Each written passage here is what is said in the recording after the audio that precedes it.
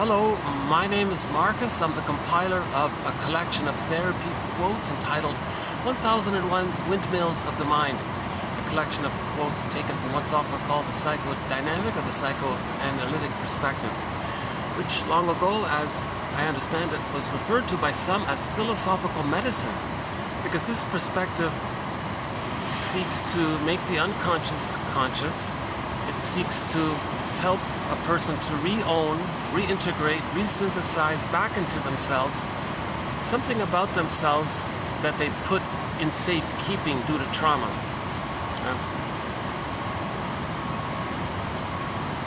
Now, if there's too much of who we are that's in this safekeeping, in the unconscious mind, unconscious self, if there's too much there, if you see me sort of distracted a bit, I'm in an outdoor public place here, so sorry about that. I'm still trying to get used to doing these videos in public. It's been a challenge in this busy city here. You might see me bouncing around a few times. In many of the videos up to this point, I have tried to offer some summary statement of the psychoanalytic perspective as I partially understand it at this point.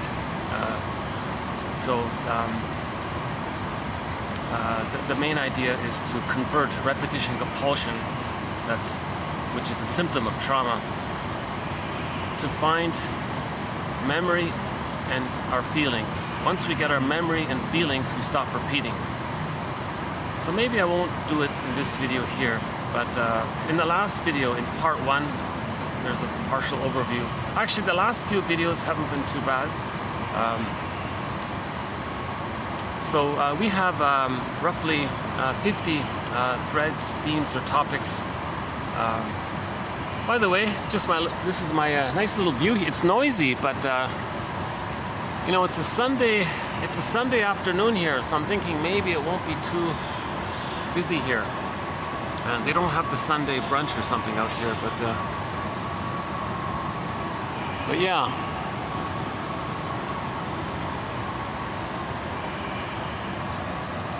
Roughly half of my videos during the past 2 months have been done in this little area here, and the other half have been done in the neighboring hotel on the rooftop. So I just thought I'd go back here for a minute. Anyways, never mind the venue. Although I must admit, this heart sculpture is kind of nice to see. Yeah. You know, there probably is some kind of unconscious resemblance to the breast. Curvy, smooth, you know, roundish, heart-shaped. You know, there probably is an unconscious appeal that way. So this would be considered aesthetic. When a piece of artwork is aesthetic, it means it unconsciously reminds you of the safety with your mother, right? And in yesterday's video, we added a couple of quotes to our developing thread on art. The main idea, as I understand it, according to Gilbert Rose, is that art offers some kind of communication between the primary process thinking of the unconscious mind and the secondary process thinking of our conscious, reasonable, present mind. And it's this back and forth. So his example was music. You know, they build it up. He says when you make the switch from consciousness to the unconscious, there's a kind of a release there. You regress back into the childhood state, and dreamy state, and all that. Right? Like when you fall asleep, you regress. Then when you wake up, there's this active return to this present moment. So there's this back and forth between consciousness and unconsciousness, or secondary process thinking and primary process thinking. Again, primary process thinking is the pictorial world of the way the baby thinks before the hippocampus comes online. Yeah, it's 30 plus here, so you might see me swatting some mosquitoes around. I don't care about too much about how I look. I just want to get these quotes out, and I think I'm offering something by distributing these excellent quotes. We now have 2,341 therapy quotes so far. That's pretty good. Plus, in the collection, 1001 Windmills of the Mind, we have another 2,000 plus quotes that are sort of in the honorable mention category. So back to Gilbert Rose for a minute about art. He says that our emotions mimic that. Meaning there's emotions, there's a little build-up and then there's a release. Our emotions can have that. You feel something and then it's calm again. So there may be that kind of a flow there between tension, release, that's sort of analogous to describing our emotions. Art is the best way to describe emotions. We can't really do it with language, right? And he says that art sort of offers that, something from the conscious, something for your consciousness, something for the unconsciousness. So maybe for our consciousness, we think, oh, that's nice, it's a heart. We're all looking for love, that's nice. Or maybe it's a mother duck with their ducklings there. So it's sort of conscious, but maybe at an unconscious level, there may be a resemblance to the breast, you know. So that's considered art when there is this, when it has a kind of flow between consciousness and unconsciousness, right?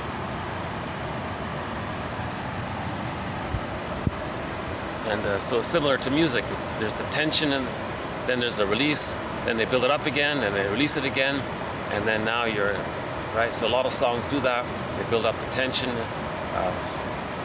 and then there's the release, a little bit like. So artwork has some of that. You're conscious, that's the tension, then you release the unconscious, you feel comfortable, right? So that's similar to what we said yesterday about the Phantom of the Opera. The woman goes into the unconscious, means she's going to face something about herself. That scary dude is not an external character, it's a metaphysical idea that character is a personification of the singer's own pain, shame, and rage. So she gets in touch with that.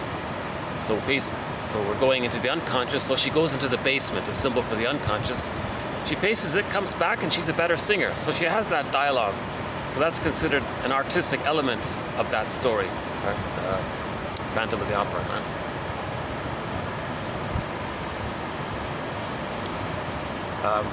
So we'll update that. As I mentioned yesterday, our thread on the psychoanalysis of art is in its earliest stages. So we've got a lot of work to do on that one. And there's not much material out there. I'm encouraged to do it partly because of Gilbert Rose, what he's saying. You know. So our first quote here is about anxiety. One of our threads, anxiety. So I'm feeling a little anxious doing this in the heat, in the public, with people passing by, in the noise and everything. So we have a self-help thread, so another one of our threads. And one of the exercises in our thread on self-help exercises and quotes from self-help authors is a question prompt comprising of 5 words. What's the hardest thing about? So those are the 5 words, the 2, 2, 1, right? What's the hardest thing about? And then you fill in the blank, whatever's going on with you. So you fill in the blank. So for me, what's the hardest thing about maybe doing this in the heat, in the public, with flies all around me, some flies. Maybe my thinking, I might be sweating a little more as it gets hotter. So what's the hardest thing about maybe displaying some embarrassment in public? Even though my public is an imaginary audience. Still no viewers, can you believe it?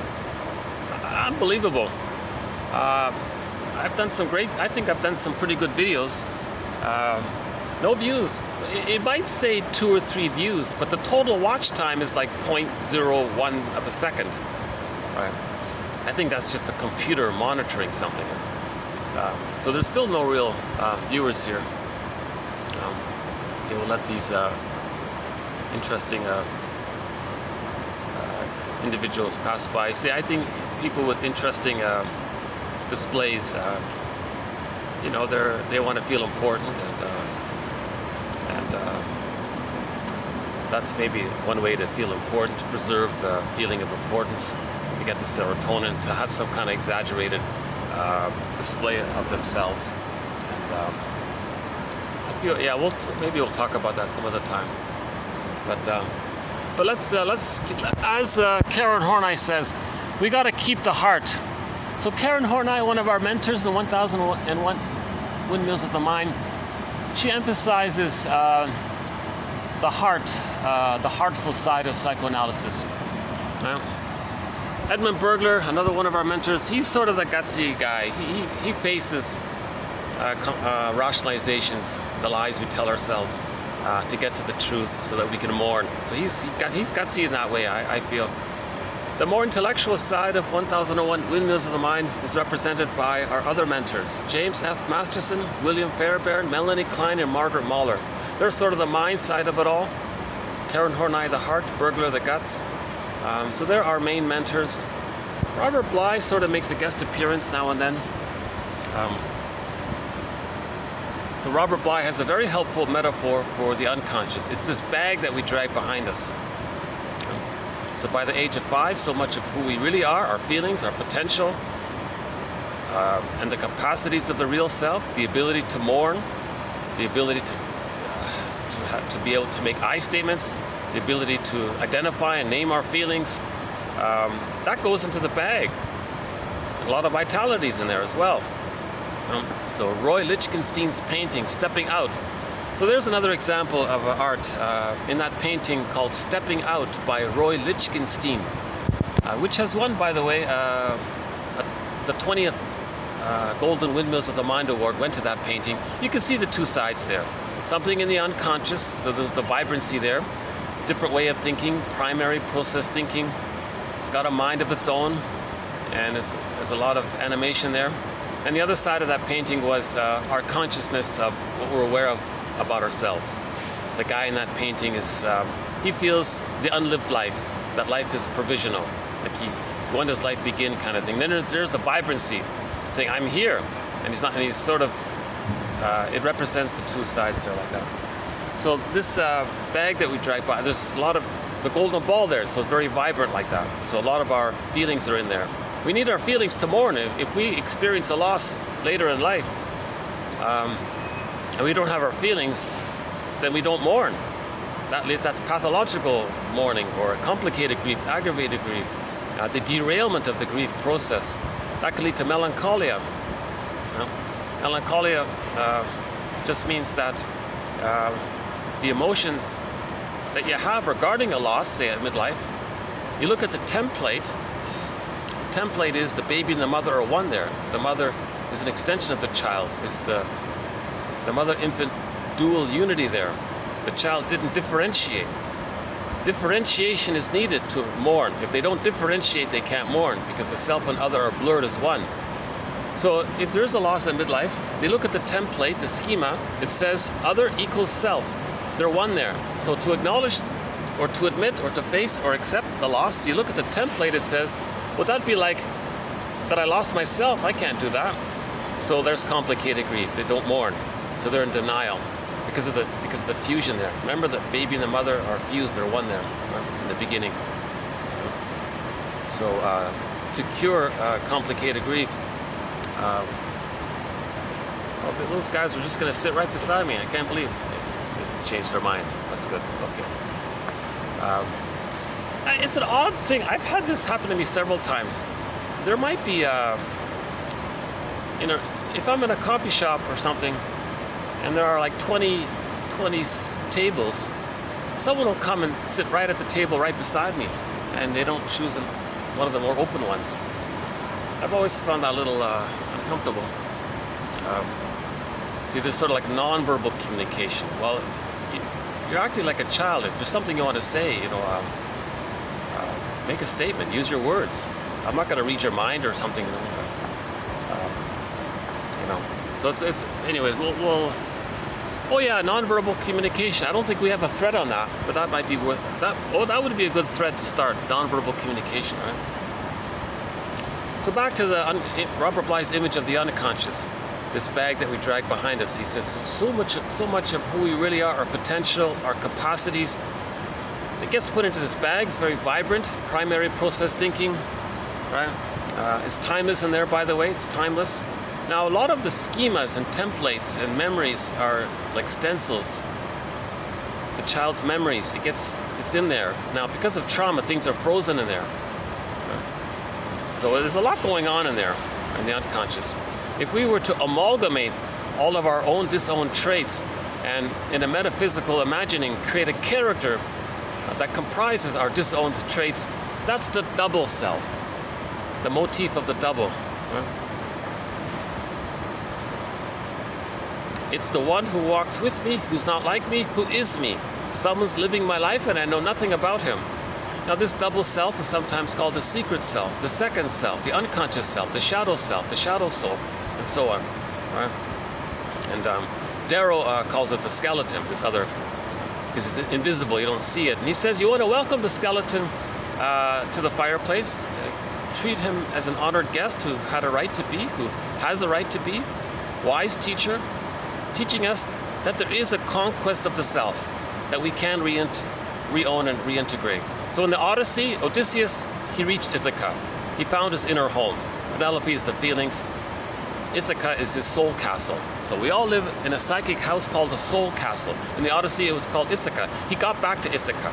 Now, when he was born, he has Ithaca. We all have it in the womb. We lose it after birth, pretty much, or shortly thereafter. We want to get back to our connection to ourselves. So again, another key thread is the psychology of myths and fairy tales. Myths and fairy tales are metaphors for internal dynamics. They're metaphors for this internal world. They describe this internal pictorial world. Right? They're true on the inside, not on the outside. Right? They describe psychology. Right? The psychological maneuver of the mind, known as the splitting defense, is represented in the motif of goddess and demon, or good witch, bad witch, good fairy, godmother. They're separate characters, but no, the mother's one person. But in trauma, the child creates an imaginary mother to deal with, to avoid the truth if the mother's shaming. So he creates two mothers, in effect. If you see me suddenly jump up and start walking, it's because, I get a little too distracted. Yeah, so anxious. Yeah, so we have a thread called self-help quotes and exercises. One of them is the question prompt. What's the hardest thing? So Marcus, what's the hardest thing about doing this here today now? What's the hardest thing about now? The hardest thing about now is I'm sweating already. I got the flies. I got the distractions.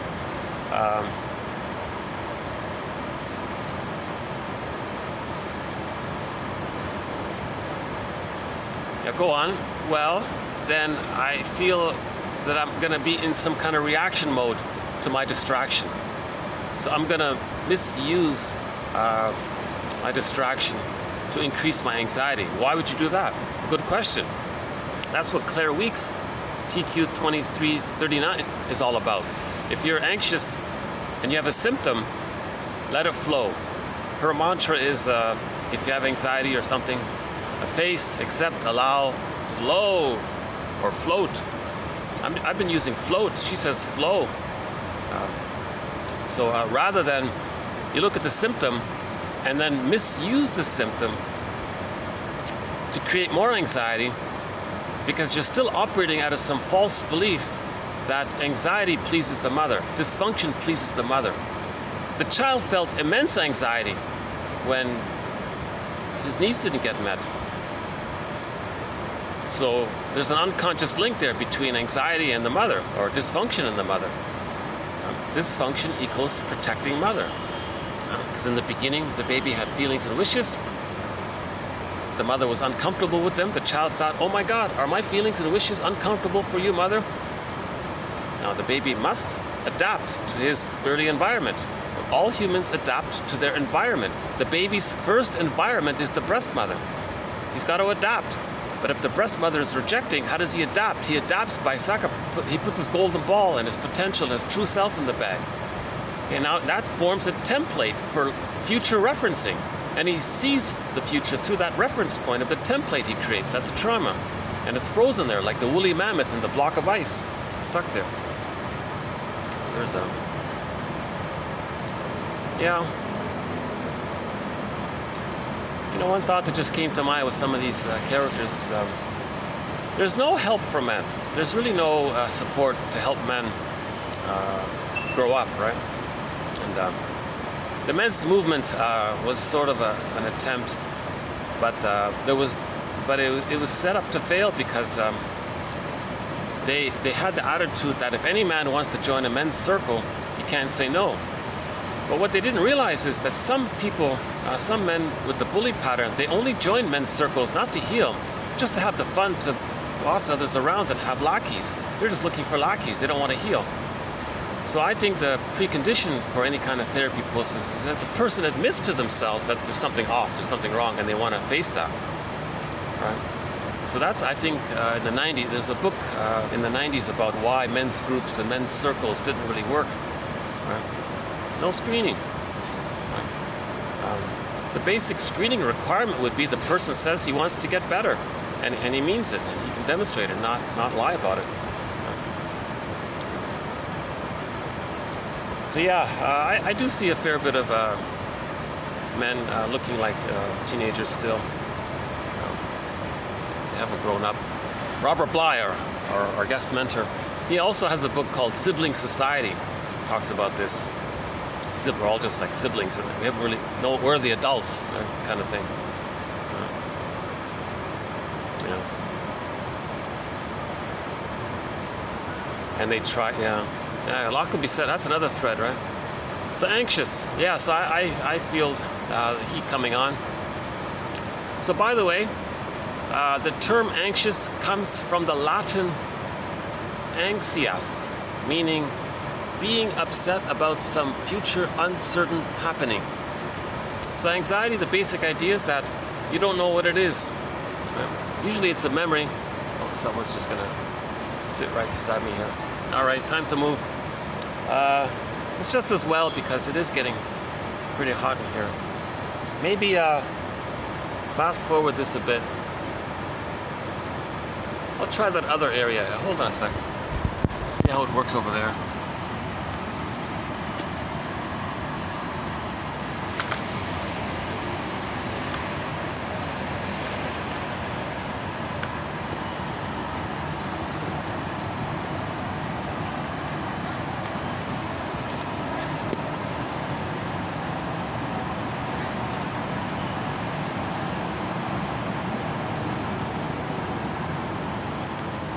It is quite noisy on this side, but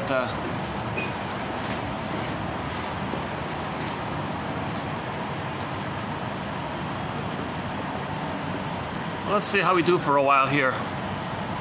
There's our heart. There's our breast, symbolic breast. Okay.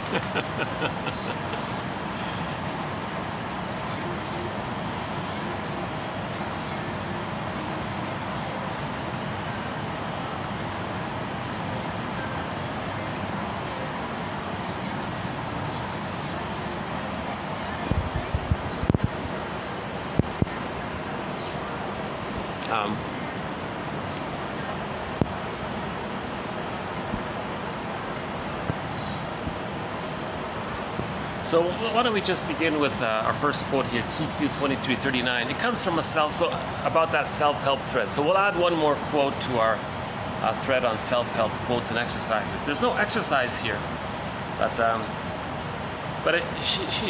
Claire Weeks wrote a very popular book called Hope and Help for the Nerves. She's a pure behavioralist. There's no psychoanalysis in it, but she does emphasize the point that we have original anxiety from the unconscious memory of mother not accepting our true self. So when that memory comes up, we feel anxious. So something in the present might trigger that. So you consider that and just,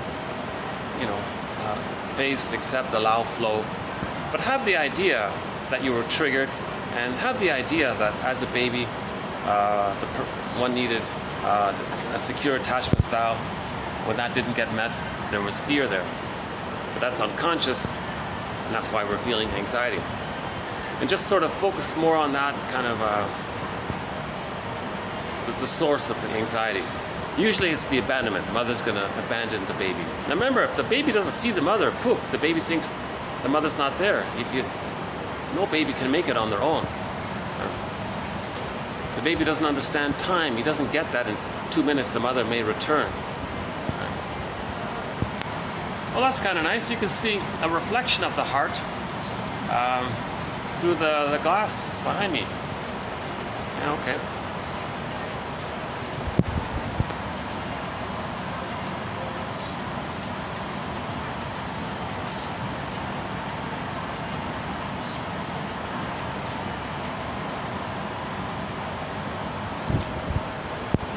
Oh, this is the spot where we talked about the Scorpions song. We all live under the same sun, reminding us that we live as one, right? Something like that. I was trying to put a positive spin to that Scorpion song. I'll show it to you later. That inside this hotel, they did a very nice. So speak about art. They took some old cassette tapes and stuck them on the wall, and in a nice way. And I feel so comforted by it because you have the memory of your childhood. It's in the present. It's on the wall. So we're accepting our past. You know. Should we just do it quick? Oh, I'll do it later. We'll do it later. So Claire Weeks, I finally looked her up on YouTube. Oh my God. Okay, a good example of sublimation. I only heard her for like 2 minutes or something. But immediately you can see that she wanted to be some kind of Shakespearean actor. She's extremely dramatic in her speaking. She'd be a very good fire and brimstone kind of preacher kind of person with the dramatics. And she's very articulate, and she has a forceful, strong personality. Most likely an 8 on the Enneagram. So she wants she likes the power, and she wants admirers and followers and things. So she's mainly in that area, I think. But anyways, that's okay. So she channeled her aggression into something useful, teaching about the physiology of stress. Meaning, it's one thing to have the original anxiety. I think we just remember that it relates to our childhood, but we don't remember it. So it's unknown. That's why the anxiety is there. It's unknown. Now maybe this unknownness is in reference to memories of the mother not being around, the mother being too impinging, the mother giving the child double binds. You know, child needs the mother, but she's the source of pain. The child's in a double bind. Maybe the mother gaslights the baby. No, baby, you don't have a need now. No, you don't have this need. You don't need my love. What? You think you have this need? No, you don't. It doesn't exist. So that would be immense pain and shame from that. So all of these kinds of activities, or the misattunement by the mother. So that's the cause of anxiety, by one theory, that this is coming up. So if that's there, okay, that's fear number one, she calls it. So accept that. Now leave it there, she says. Claire Weeks says. It wouldn't be helpful to then look at the symptom, and from that symptom, start thinking that the symptom is going to create a source of new fear, that the symptom is danger. Now you're afraid of your symptom. No, that's you're adding extra fear to the original fear, and it's going to cycle and snowball.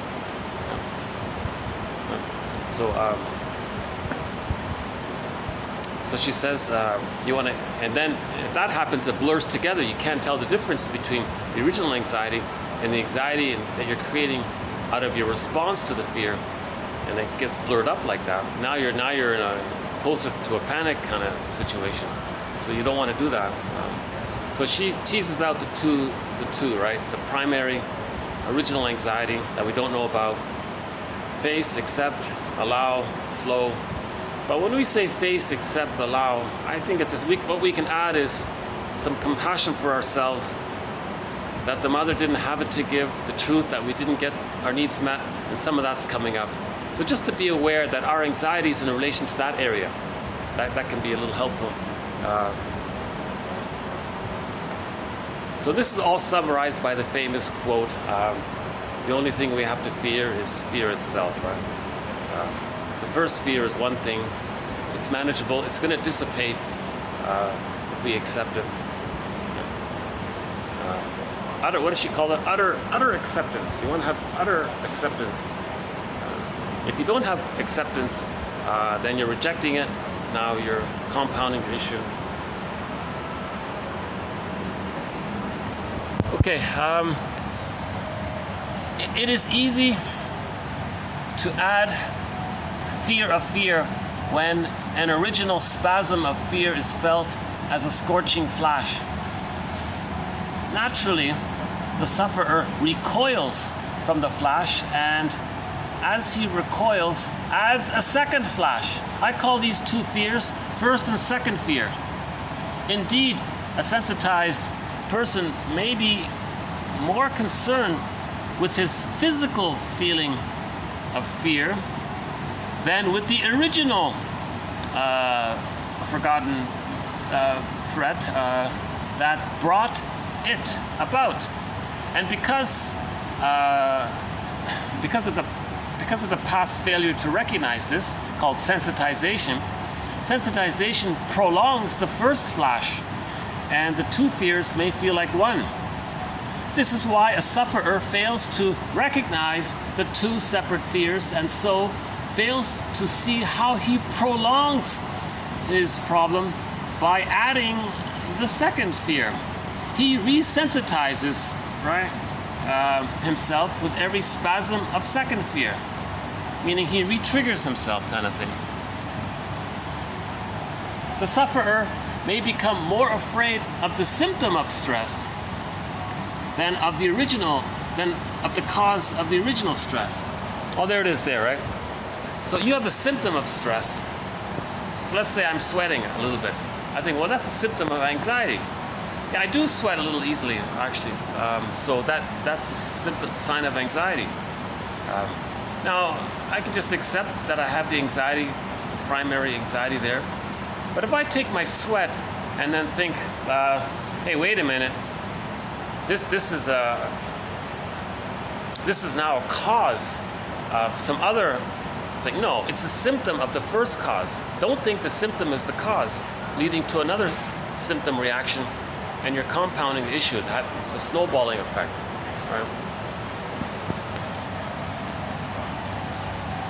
So the sufferer may become more afraid of the symptom of stress than of the cause of his original stress.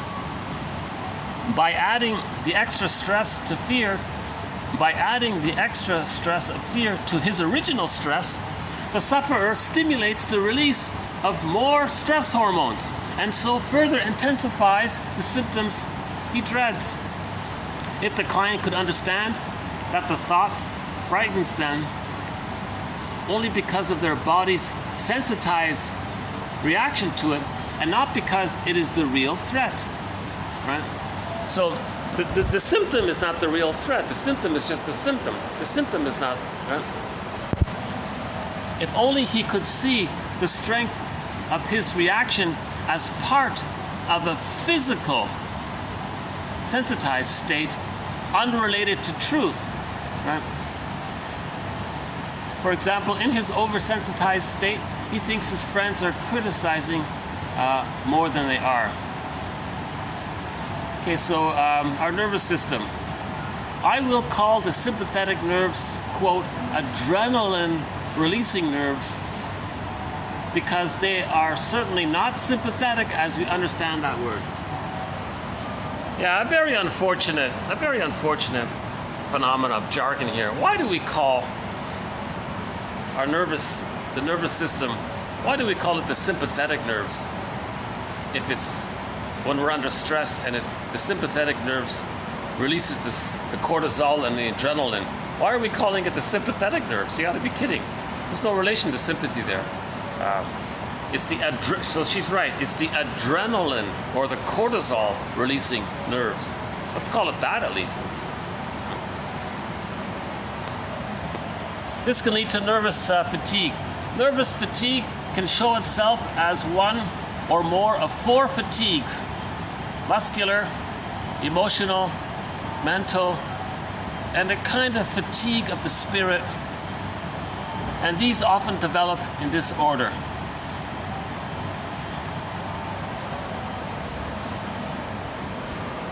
Okay, one more here.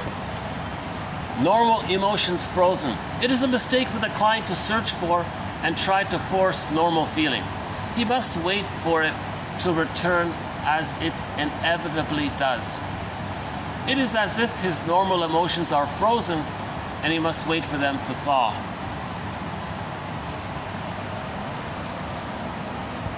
But this is all, but Claire Weeks is all talking on the superficial level. Okay? She's not addressing the psychodynamics. She's not addressing psychic structure. She's not addressing healing the original anxiety. She's only talking about our reaction to that original anxiety. So she completely ignores it. So she doesn't go there, doesn't want to go there for whatever reason. I think she gets immense secondary gain by the attention, by getting to act like a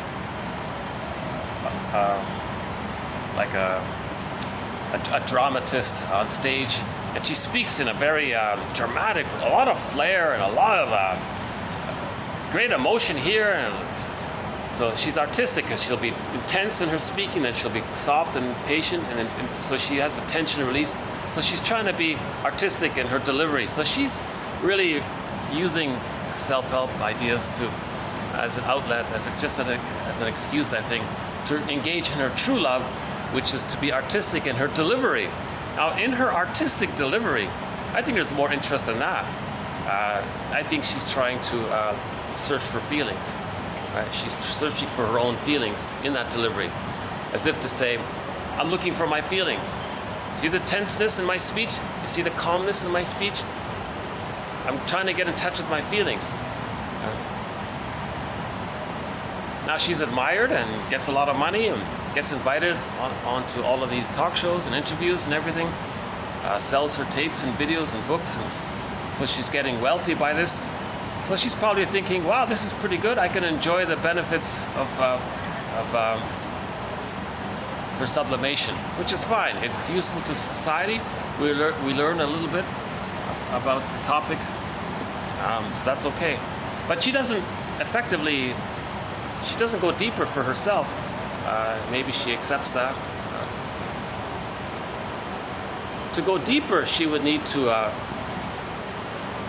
think about attachment theory. What is her attachment style? She's always got to be bossy and control everything. That's probably a sign of the bully pattern, right? That she can't, well, I don't know her. I only heard her for like 2 minutes or something. Yeah, the clip I heard, she said that she said to somebody, you're feeling anxious? And now you have these thoughts about your symptoms of anxiety? Think of it as a strange thought for a tired person. And she said that the person calmed down immediately. You're a tired person and you're having these strange thoughts. So there's a little empathy there. So maybe we're all tired people and we're having these thoughts around it, right?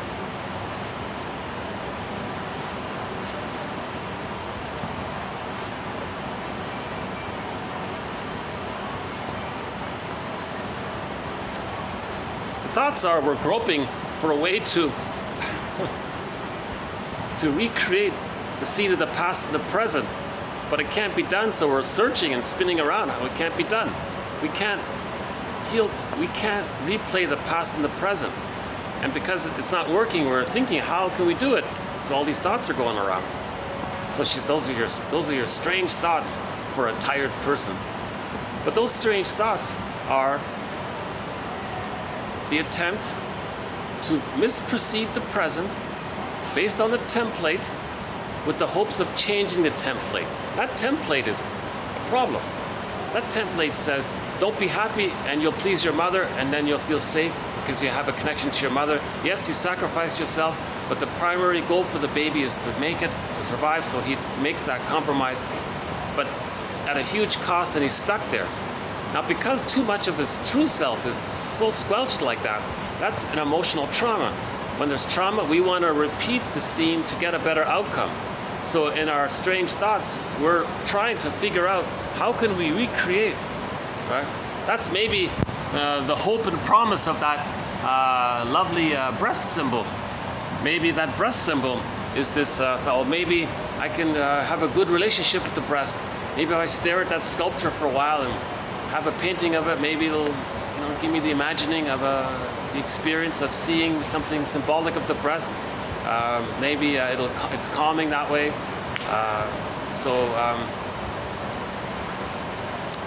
I tried to post that painting. I'll try it again to see if it works. But there's a limit to the size of the photo, the file. It couldn't upload. I'll try again and see if it works.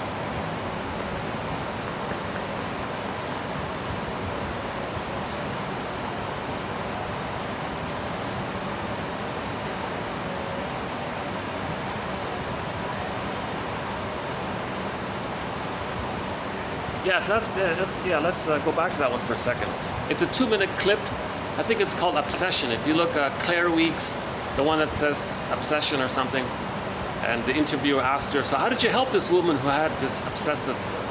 She said, well, I told her, you're having these thoughts, they're strange.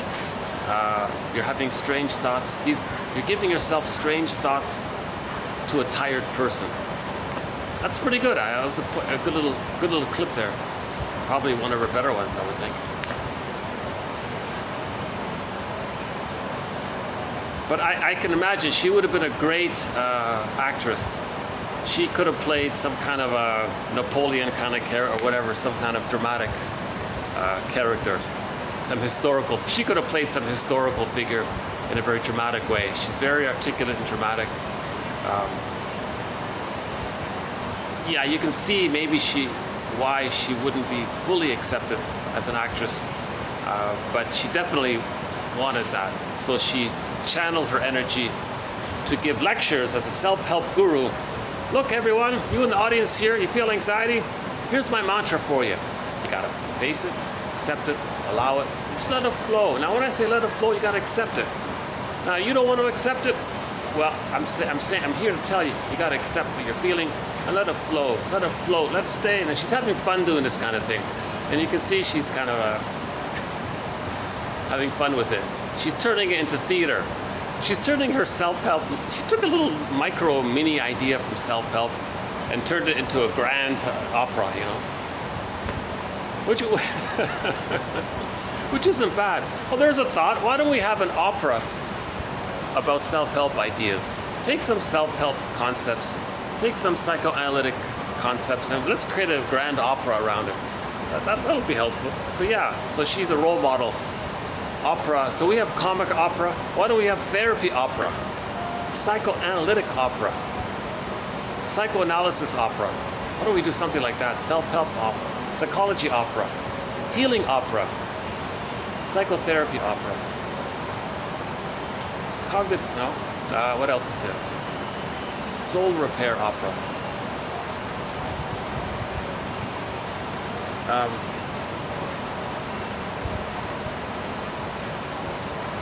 Yeah, let's just let these people pass here for a minute. Meanwhile, I'll just think about the next quote here.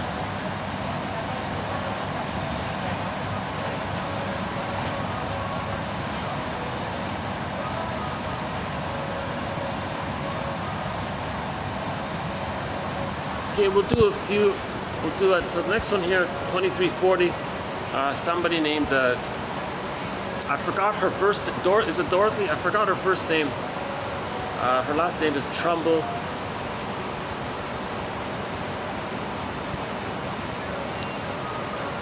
If the mother's angry and the baby is vulnerable, and that takes place over a period of time, that'll induce the child's sense of self into not his true self will convert into the shamed self.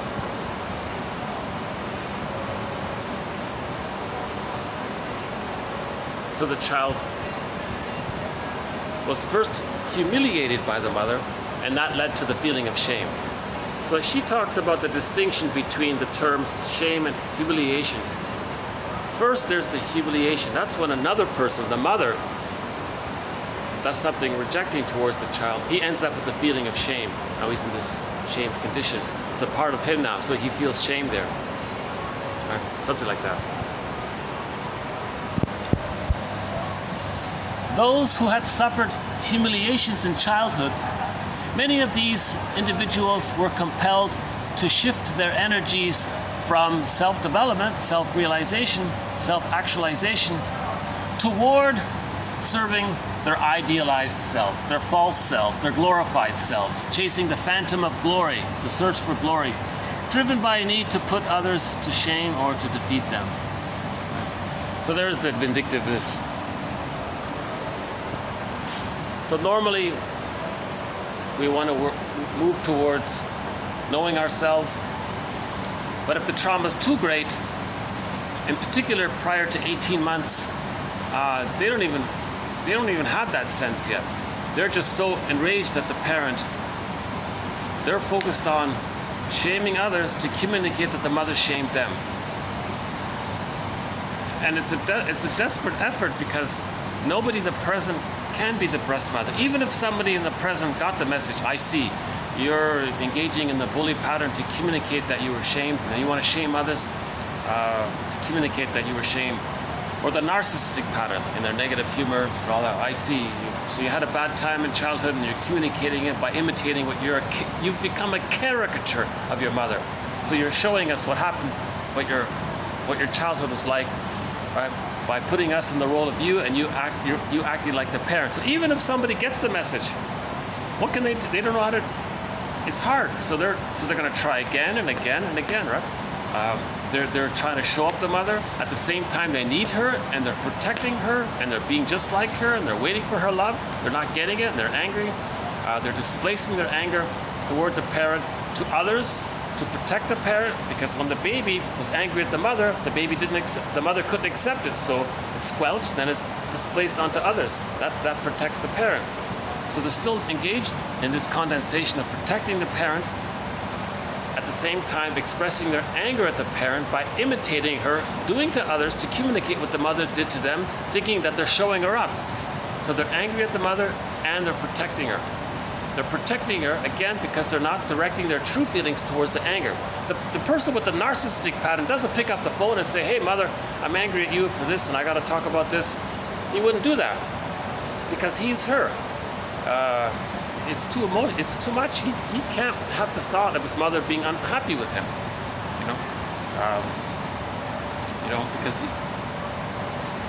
because that's him being unhappy with himself. In the template, the mother and him are one, so he won't go there. He'll be very enraged. Narcissistic rage. He won't do that. So he displaces his anger onto others. So he'll see his shamed self onto others, identifies with the aggressor, and then shames others because he wants to communicate that his mother shamed him. That's called a negative magic gesture. Right? It's not going to work. Nobody in the present is going to get the message, convert his cynicism into a conscious message of saying, I see, you're very shaming like that because you're trying to show me what your childhood was like. Right? So we have the self-help quote, hurt people to communicate that they're hurt. So most people don't think that way, right?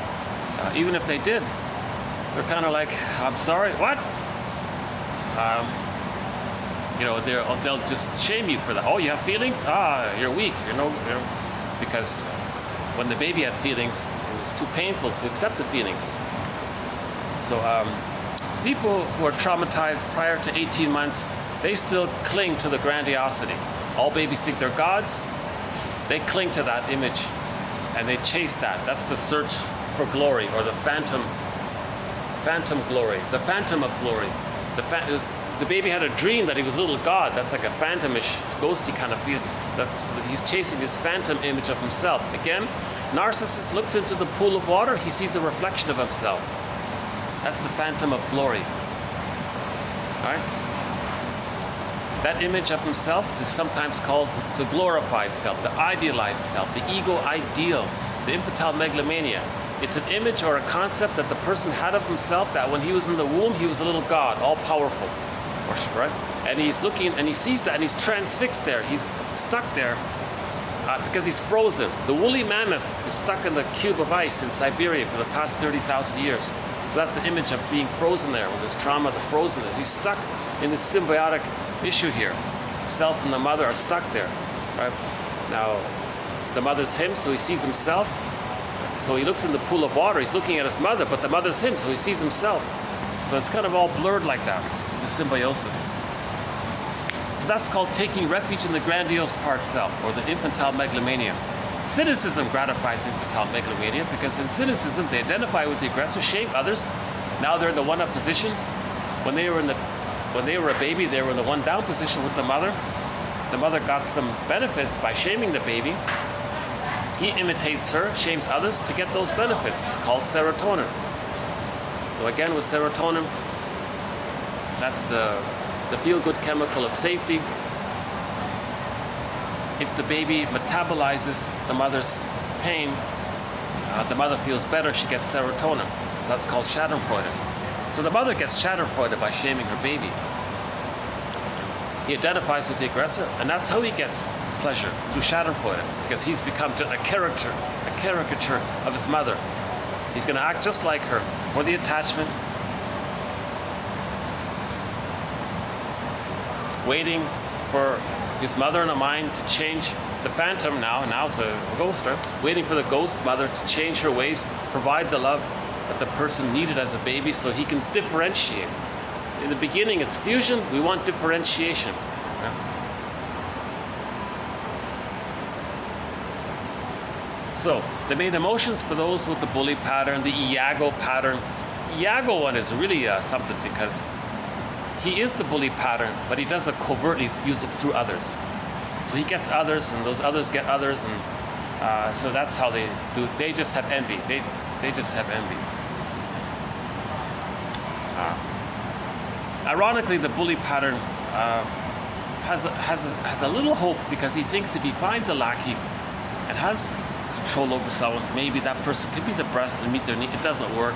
He'll hate the lackey, but there's still some glimmer, some echo of hope in that. The Iago pattern doesn't even bother. Oh, just get the bullies. He knows it doesn't work, so he uses the bullies as a tool, right, to spread for his envy. He just has envy. So anyways, Iago pattern, the bully pattern, the narcissistic pattern, the lower functioning BPD pattern, some of these symbiotic character disorders, still don't know much about them, and a few other personality patterns that spring forth with arrested development prior to 18 months.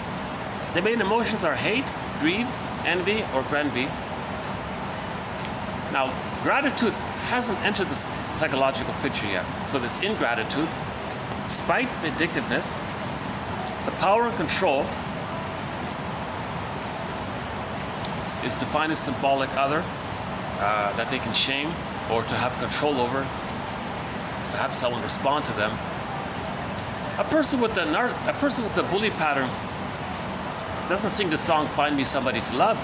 Their song is "Find Me Somebody to Control." A person with the narcissistic pattern is more about "Find Me Somebody to Shame."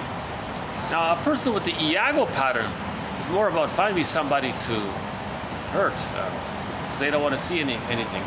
Everything is good. So he's envious of everything, basically. So that's a tough one with the Iago pattern. So we have a few quotes from Andre Glaz, Glaz, about that. We'll update our thread on the Iago pattern.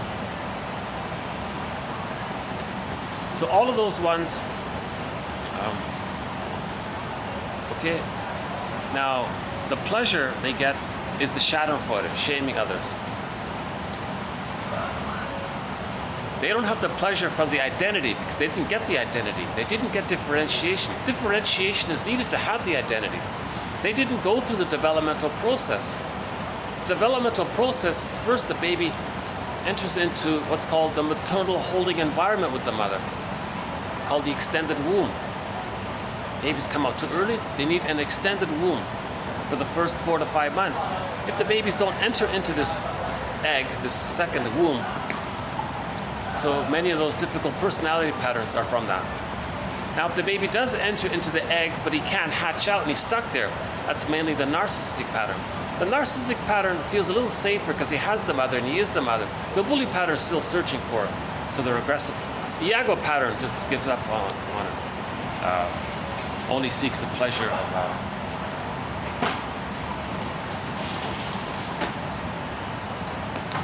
Yeah, mothers got to stay in bed for 5. I think one suggestion is for consideration is that mothers. Yeah, hi.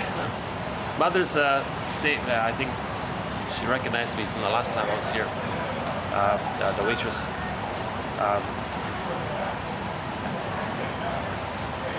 Hold on a sec. Let me wipe some sweat away. Just take a little stretch here. You know, why don't I use this little distraction to show you the cassette tapes? Let me show you the cassette tapes I was talking about.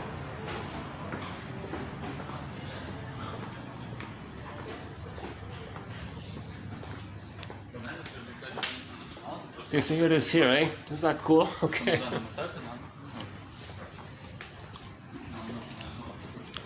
So this artistic, I find this, I quite like this.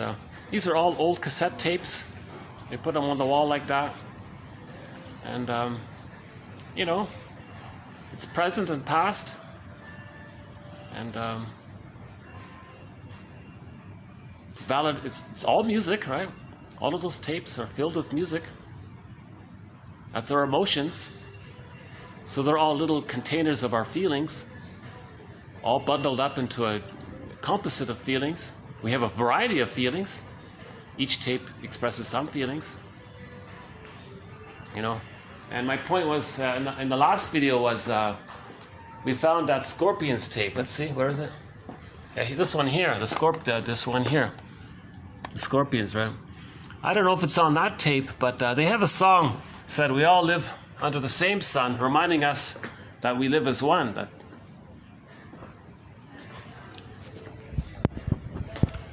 let me cool off here a little bit.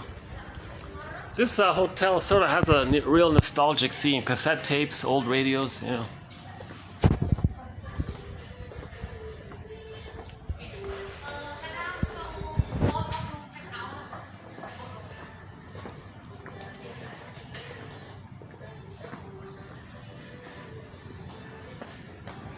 And they got music from around the world, right? Lots of local music, and also, yeah, mostly pop and rock. But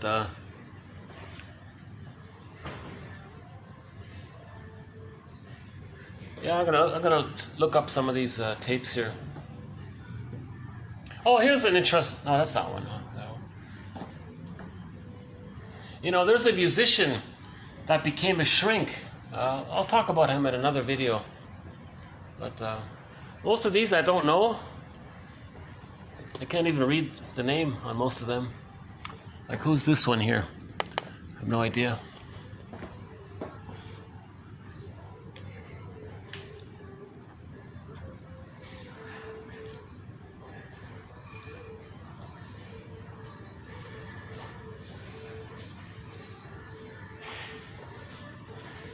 Now this looks nice, the flute music here. Ho Chung Wing and his silver harmonica. That might be nice.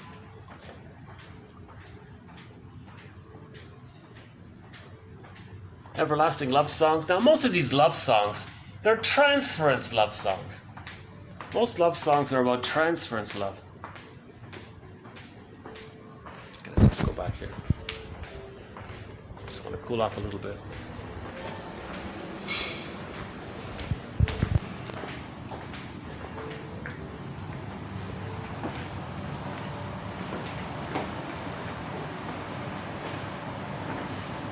Oh, it's okay, thanks. Yeah.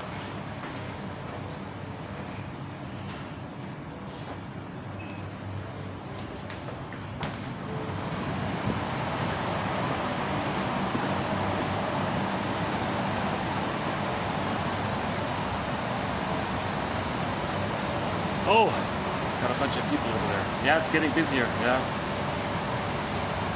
Let's see if I can keep going here. Okay, let's finish with Trumbull's work here. So those who had suffered humiliations in childhood, see, there's the active agent by somebody, right? So the humiliation is the mother to the child, right? So there's the two people there. The child experiencing the result of it, that feeling is the shame, right? So shame is like an identity issue. It's just for yourself. Humiliation implies that someone else did the act of rejecting, and the person then felt shame afterwards, right? So when that happens, we switch our goal from self-realization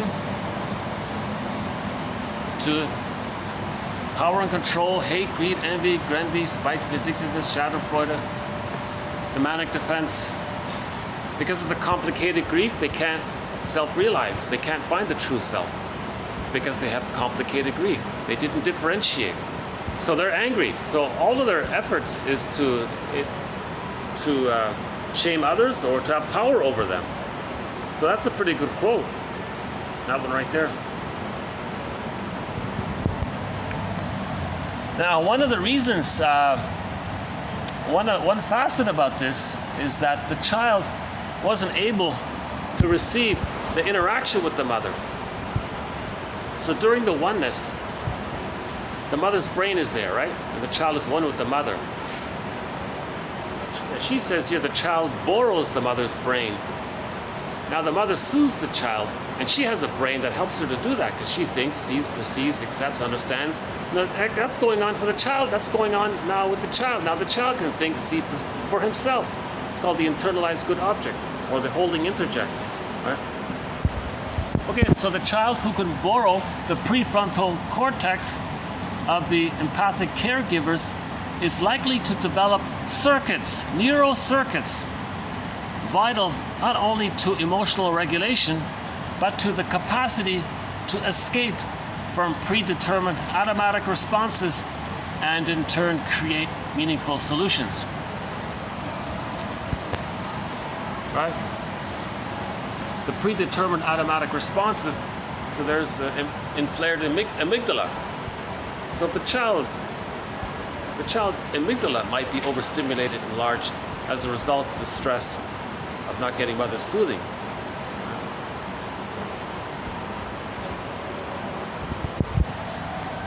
In a consistently resonant caregiving relationship, the child, quote, borrows the prefrontal cortex of the parent, activating his own brain growth through stimulating interactions.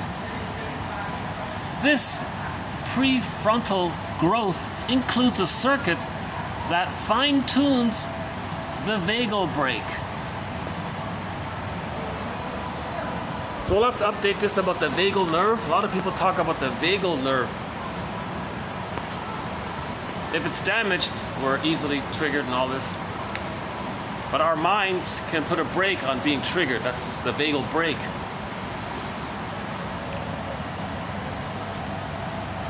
Okay, one example about humiliation here. The wife's account demonstrates how her husband's snide remarks at, toward, and about her, while in public, in front of others, induces an emotional state, which in turn activates a behavioral response, seemingly goal-directed toward restoration of status and justice. So this unfortunate spouse had a verbally abusive husband, and he would make negative jokes about her in her presence to entertain others. Later on, that woman was very passive-aggressive towards him, of course, seeking to restore her status and justice, to have justice and status and restore her dignity by that.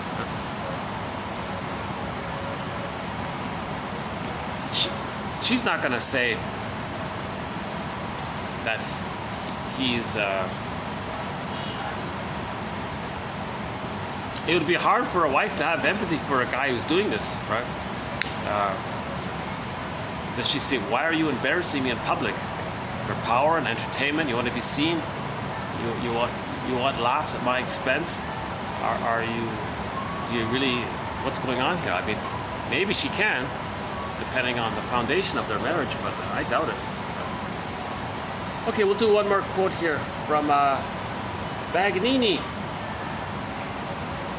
Oh, no, one from Phillips and then Bagnini. So here's one from a guy named Phillips.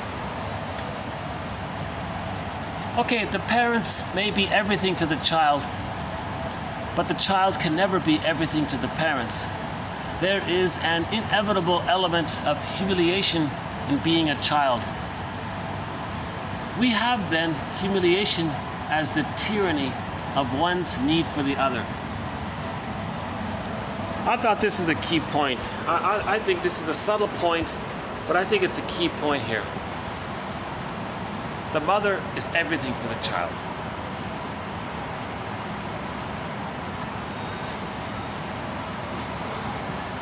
There's bound to be some times when the mother misses it. There's bound to be times. So the child had feelings, he was shamed.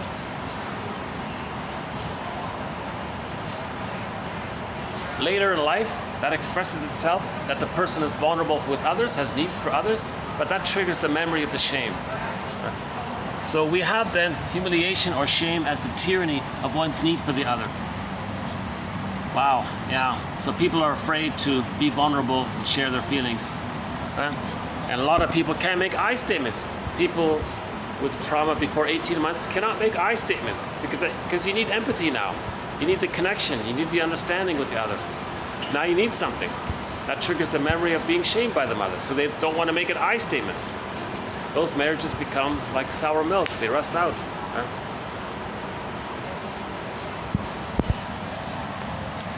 Okay, we talked about grandiosity, the idealized self, the infantile megalomania, or taking refuge in the grandiose part self. Okay, sometimes simply called omnipotence. Omnipotence, or infantile megalomania, in a psychoanalytic context, refers to the way the infant lives as though he controls the people and things he needs. Okay, so all those early personality patterns just mentioned, it's called part object relating. The baby's just relating to the breast. That's a part. The baby doesn't see the mother as a full person. In later life, they relate to others in that frozen state that others are breasts, symbolic breasts. So the bully pattern with the lackey, he doesn't see the lackey as a full person in their humanity because they haven't got it themselves. Person with the narcissistic pattern, singing the song "Find Me Somebody to Shame," they use the partner in a utilitarian way because the baby saw the breast in a utilitarian way. It was just one way. The breast was just like a utilitarian function for the baby. There wasn't this. The baby doesn't say thank you. He's just growing and being fed here. So later on, that's seen in a utilitarian way. Now, at the same time, when the baby's shamed, he makes the false belief that the mother exploited him, used him, objectified him, thingified him even.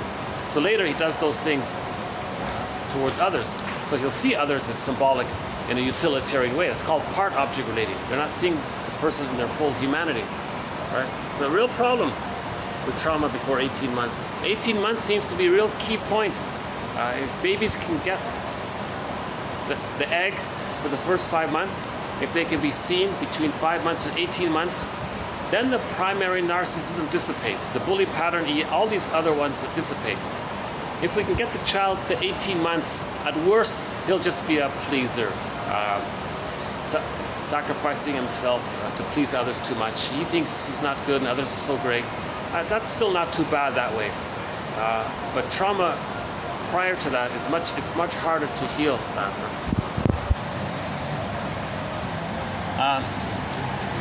The client's massive anxiety is an elegy, a frenzied nostalgia for something that never existed.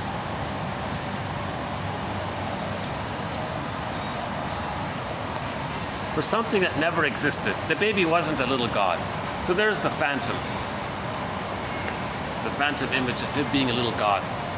It never existed. The baby wasn't a god. But later, he's chasing that. So anxiety means he didn't get it, and he's looking for it, and he feels anxiety about it. So he's chasing a phantom. Right? Frenzied nostalgia, massive anxiety. Interesting phrase there.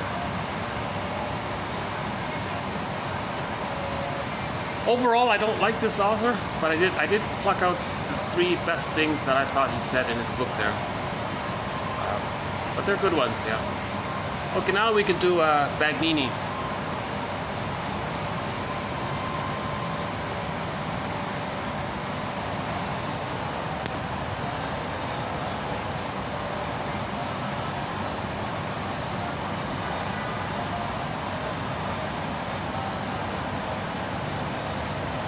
I think Bagnini's a follower of Melanie Klein, if I remember correctly.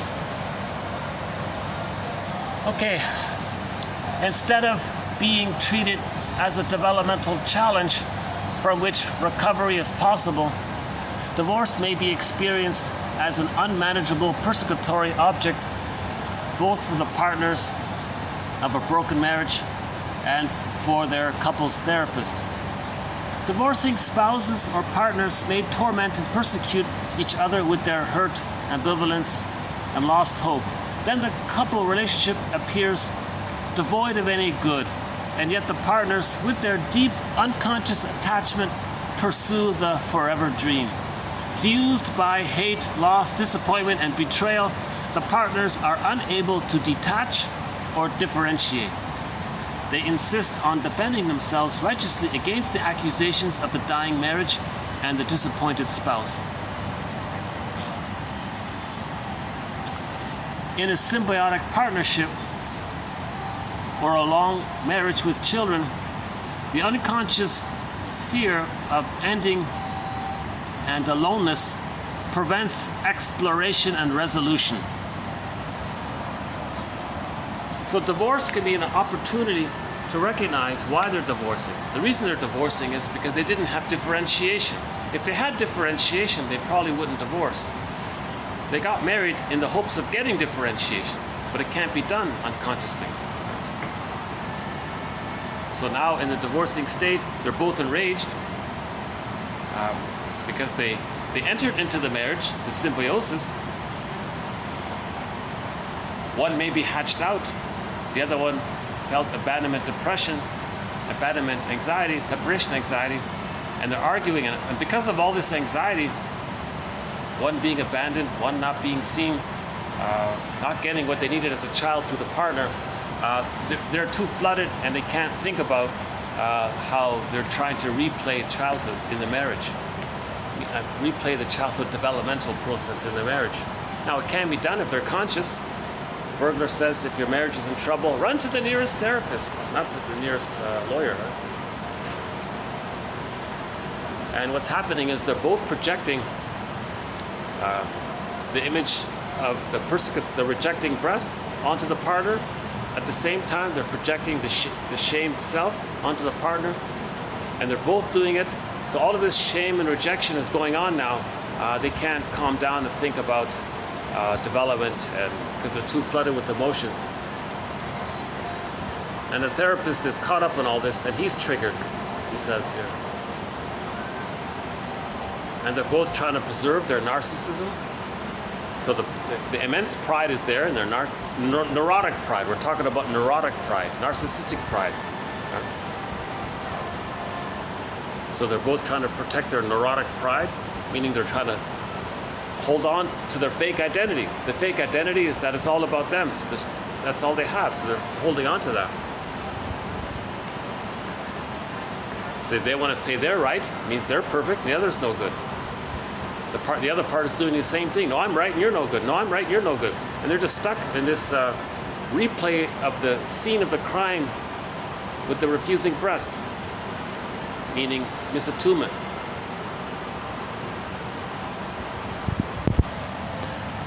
Marriage therapy allows reworking of family dynamics so that the spouses can move out of the projective matrices of their families of origin, deal with the persecutory internal objects, and then differentiate, develop autonomy. Only when a spouse is separate from the projections of the past and recognizes the separate other in the spouse can love flourish.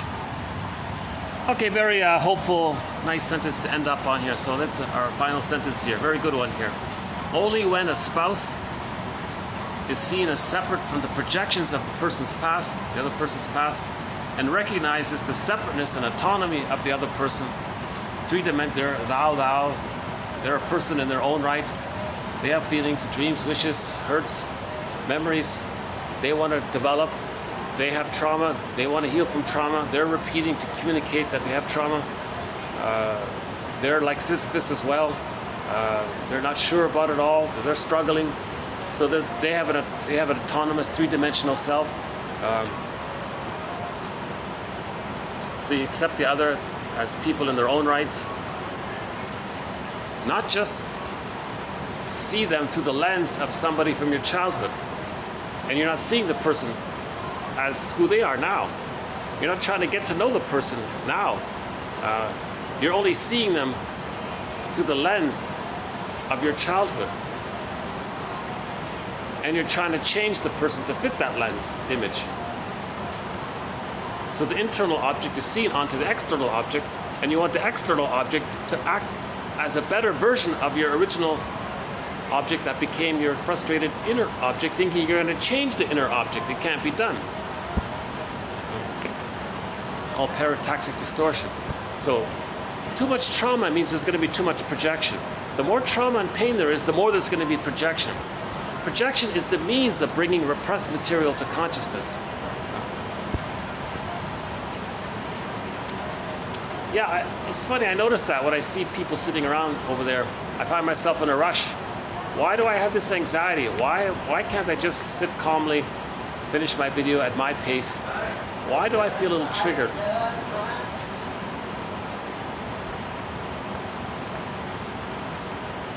Yeah, I can think of childhood examples about why I'm triggered, but this is the present. So that's the power of the past. The power of the past. It influences your present so much, right? And then you miss out on the present because your past is evoking the memories of the past in the present, trying to make you aware of the past. The inner child in us wants to be healed.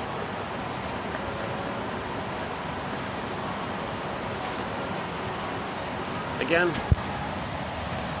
instead of being treated as a developmental challenge for which recovery is possible, divorce may be experienced as an unmanageable persecutory object, both for the partners of the broken marriage and for their therapist. Divorcing spouses may torment and persecute each other with their hurt, lost hope, etc., disappointments, lost dreams. Then the couple relationship appears devoid of any good.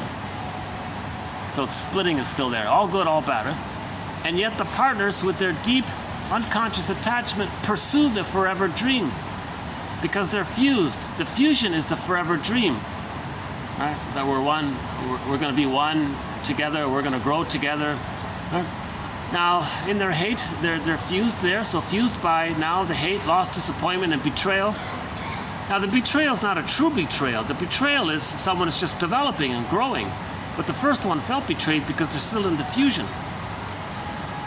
Okay, now because of all this emotionality coming up from the childhood past and the present, the partners are unable to detach or grow or differentiate or learn from the experience. They insist rather instead on preserving their narcissism, because that's what they have at this point. In a symbiotic partnership, the unconscious fears of ending and the aloneness as a result prevents learning and having a peaceful resolution. Right? So marriage therapy allows reworking of family dynamics so that the spouses can move out of projective matrices of their families of origin. Deal with the persecutory objects internal to the psyche. Okay? That's a key one here. How do we deal with the image of the breast mother as being a devouring monster that wants to eat the child? That's a persecutory image. We simply say the inner critic, the rejecting mother image. That's still going on. It's berating us. We project it onto the spouse, and then we think the spouse is berating us over some little trifle. Or we identify with the rejecting mother, and then shame the other to communicate that the mother shamed us. So how do we heal this inner critic? We got to admit the truth that the mother didn't offer the maternal holding environment, the symbiotic stage there, and start to mourn the loss of what we didn't get. As we mourn, we get our feelings and our identity, then we differentiate through the mourning process.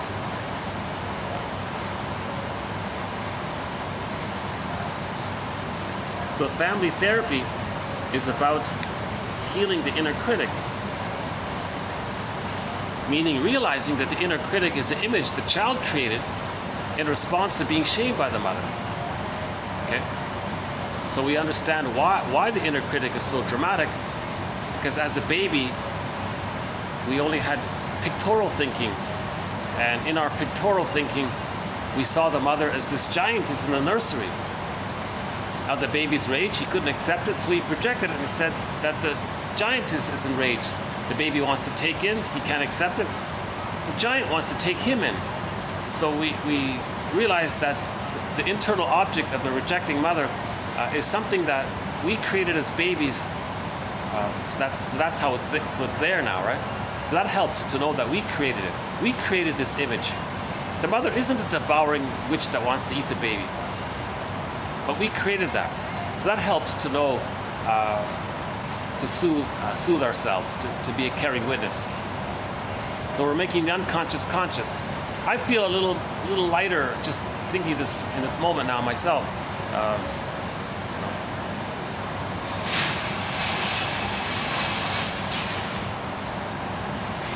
So awareness that we're projecting means we're taking self-ownership of the situation. That our anxieties within ourselves are coming from our projections. So now we have more inner work to do. We got to go through the mourning process. It all comes down to going through the mourning process. Forgive the mother, realize her situation, and go through the mourning process. One of our major threats is complicated grief. Right? It's all related to differentiation, and getting back our golden ball. How are we doing here? Hour and 20 minutes? Okay, so we got some not bad quotes here today. I gotta say, yesterday's video was pretty good in terms of content. My delivery wasn't too bad, I thought, but it's a two-parter, part one and part two, for a total of 2 hours. There was some great material, very good material in the last video. This one's okay.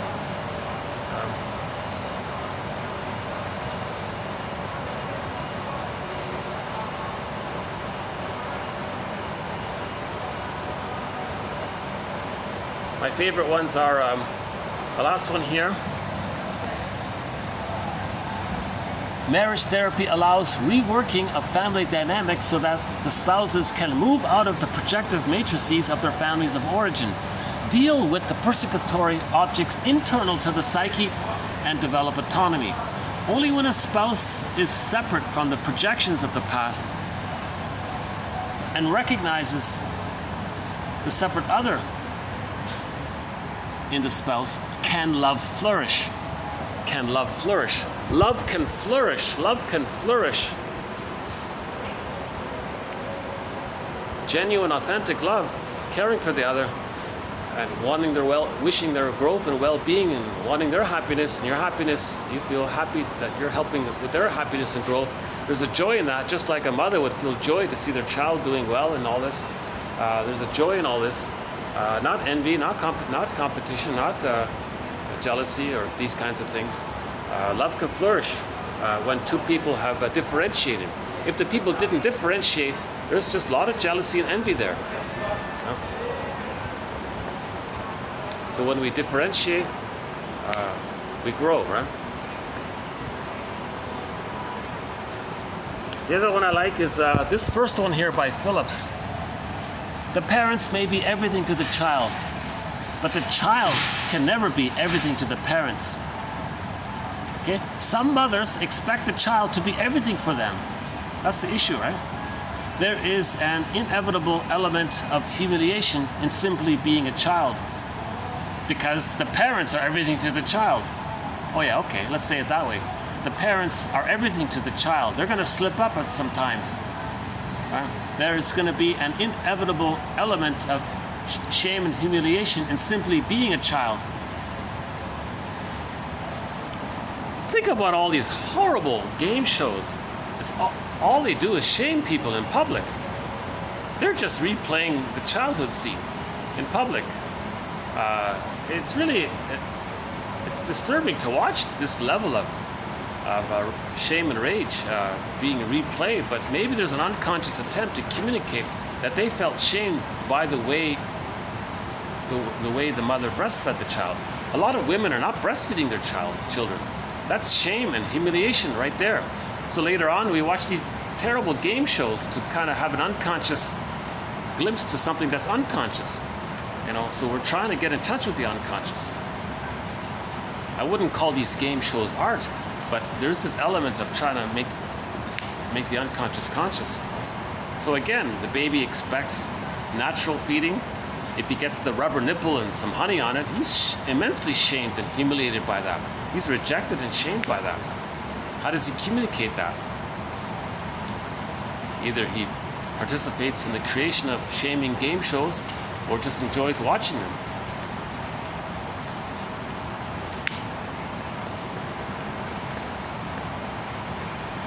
So again, the suggestion by Klaus and Kennel is that at the moment of birth, the mother's producing all of these hormones to help not only the baby to latch onto her, but to help the mother to be able to be in sync. Because of the symbiosis through the hormones, the mother can be able to understand the baby's signals and be in sync and rhythm with it and meet the baby's needs automatically. This takes place thanks to all of the hormones that take place at the moment of birth. So at the moment of birth, the baby's handed to the mother. Again, barring special emergencies, special exceptions, but generally speaking, for millions of years, well, we used to be Homo bodoensis. Homo bodoensis kind of looks like us, right? And Homo bodoensis, that's an early version of us. We were around for at least 1 million years. All babies were handed to the mother. And when Homo bodoensis, when we became Homo sapiens, we continued with that. All babies were held, and babies got a secure attachment style. Something changed about 10,000 years ago, according to one theory.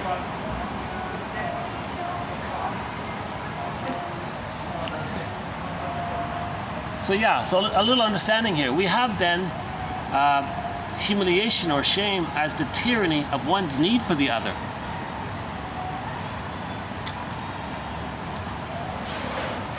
When we were babies, we needed our mothers.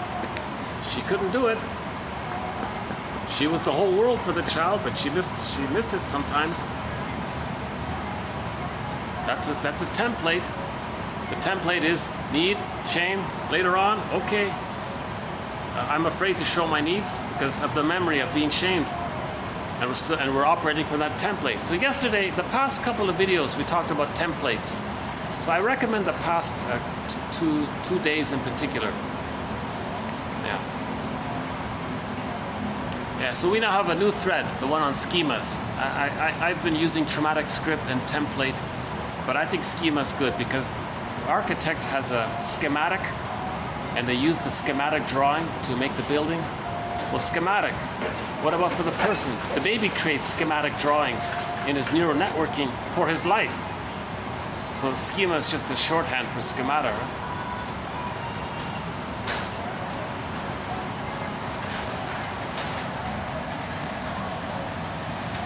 Okay, I like this one about the borrow.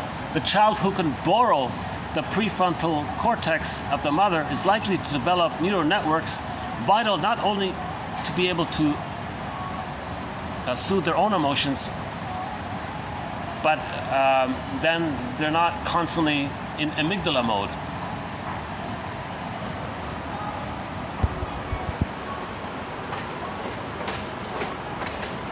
So it's the simple way of saying the mother soothes the baby. Neural networks are laid down because of that, in relation to that. Now the child can soothe himself. If he can soothe himself, he's not in reactive mode. He has the vagal brake. If he is triggered, oh, I can soothe myself. Right? That's the vagal brake. With trauma, the vagal nerve gets damaged, then he doesn't know how to soothe it because he doesn't have the brake. And what else? Oh yeah, I like this one about the, where is it, the phantom one here? Oh yeah, I like about this rephrasing. We don't call it the sympathetic nervous system, we call it the adrenaline releasing nerves. Yeah.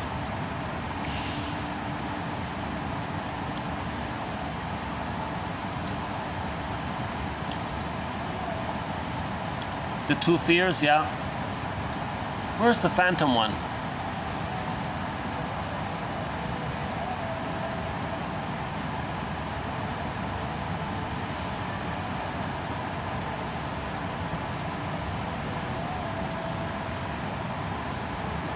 Well, okay, anyways, this one here. Nervous fatigue can show itself as one or more four fatigues. So in her opinion, the sequence tends to be the body bears the burdens, that's the muscular tension. So the body's holding it first, but maybe that wears out. Now you feel muscular fatigue. Now your emotions are going to be there. Now you're worried in your mind about it. Now your spirit, now you feel devitalized in your spirit. Maybe. Where's that phantom one here? Oh yeah, oh this one here.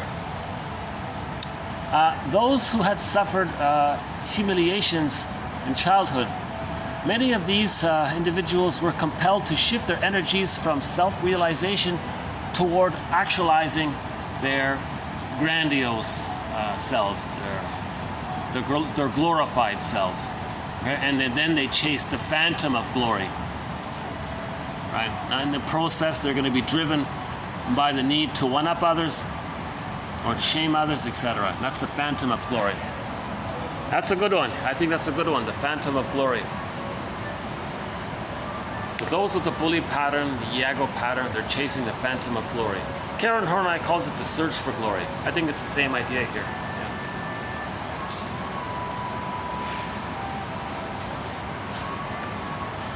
Let me just do a little stretch here. I'll come back and finish up with the song here. So this has been TQ 2339, 40, 41, and 42. Okay, not bad. I think some solid material here. Some solid material here. So it's okay, I'll keep this video.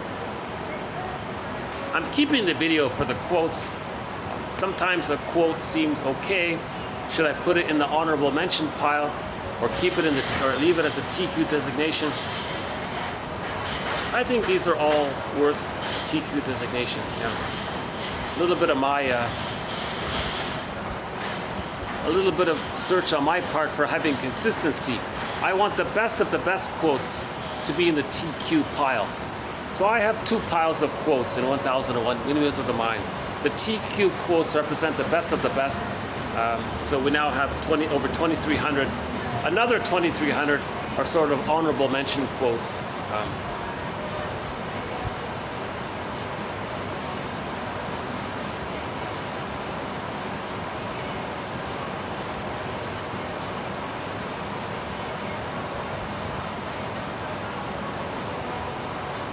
Okay, we'll search for a song when I get back here. Hold on a second. Let's use this opportunity. At the moment, there are no other guests here. So let's use this rare moment here to go for a walk. Yeah, good. There were a bunch of people here. Oh, why don't I just go back there? Oh, it's okay. That's okay. Let's just stay here.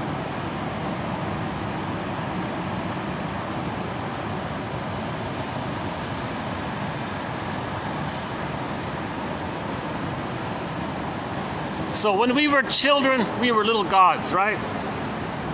During the first year of life, the world was our oyster. We had locomotion. We discovered how to walk and run. We felt pretty powerful and happy. And so during that time, we felt very powerful. And, so we felt glorious at that time, maybe. It's a kind of imagining, right? And we're chasing that. We're chasing that phantom of glory. We're trying to go back to that. Now we do it, she said, Dorothy said, by shaming others so we feel one up, or getting lackeys to, all right, they feel one up as well. That's an attempt to reclaim that phantom glory, right?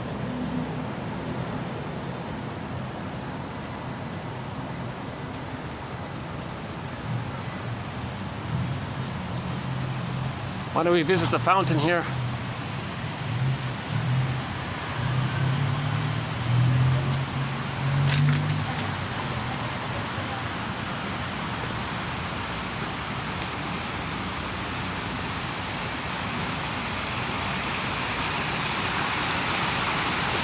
I try not to get anybody in. It's sometimes difficult.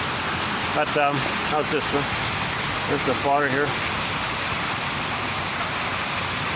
Soothing sound.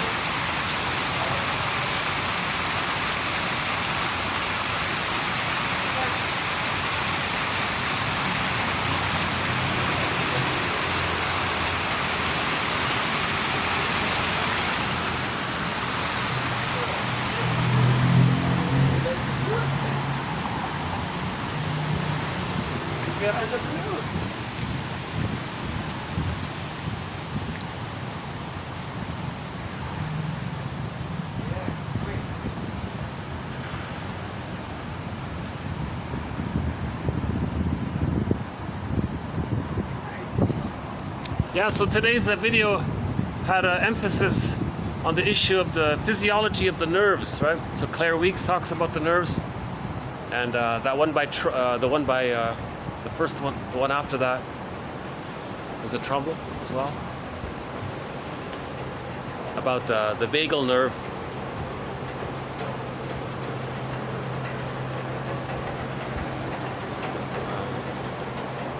So we don't want the vagal nerve to be damaged, right?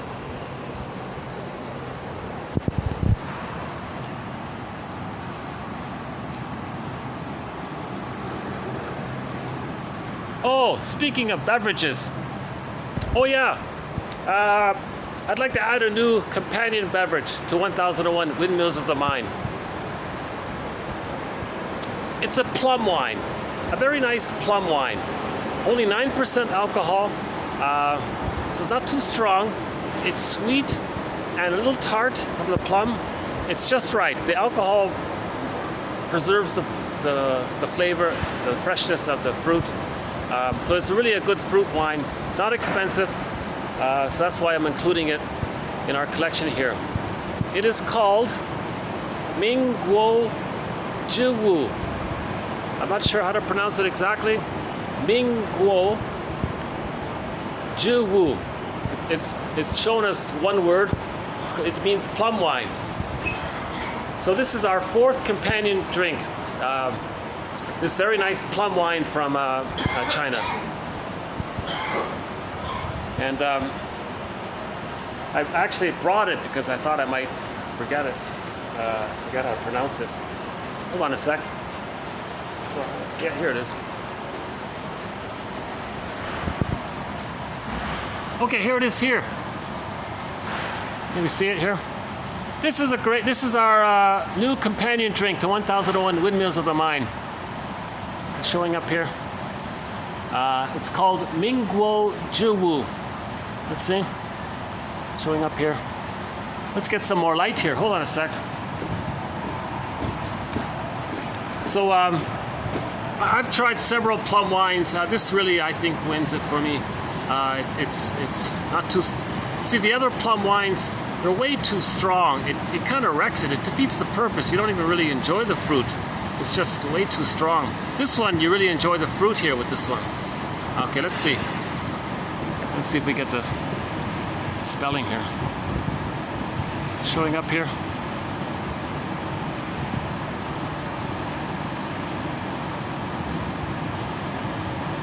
Where is it? There it is. Okay, here. Mingguo Jiwu. And it's from Guangdong province. Guangdong province the capital of which is a city called Guangzhou. Now Guangzhou apparently is the third largest city in China. So we all know about Beijing #1, Shanghai #2. The third largest city is Guangzhou. So this comes from a company in Guangzhou.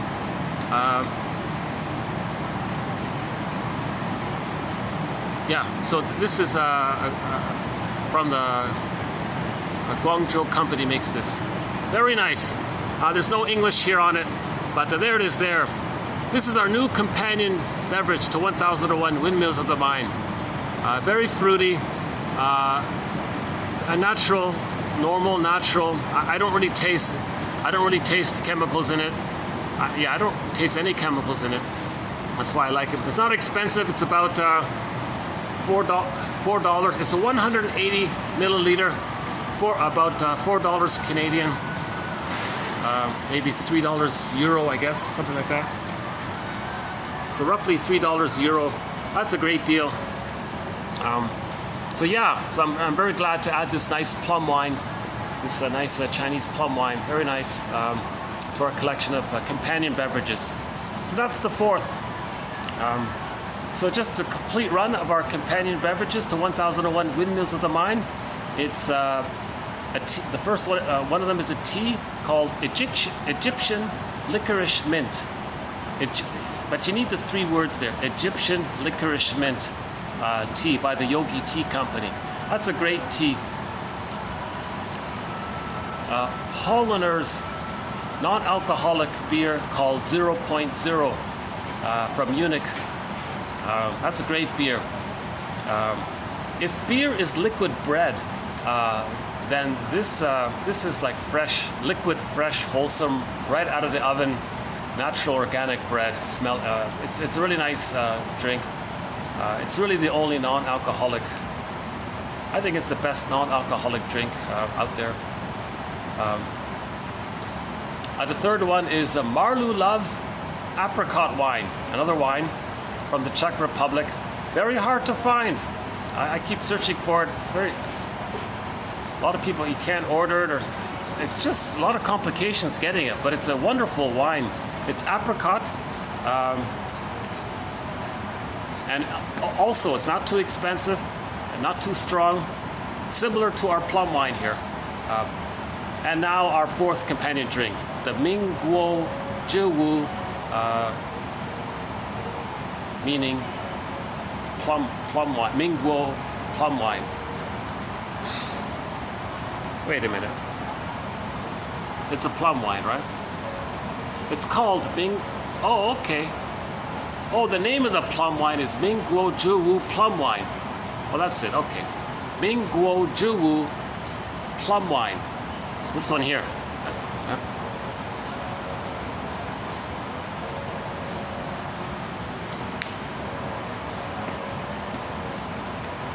Yeah. Of course, I'm sure there are very expensive wines out there. I'm not including them. I'm just including something that's affordable.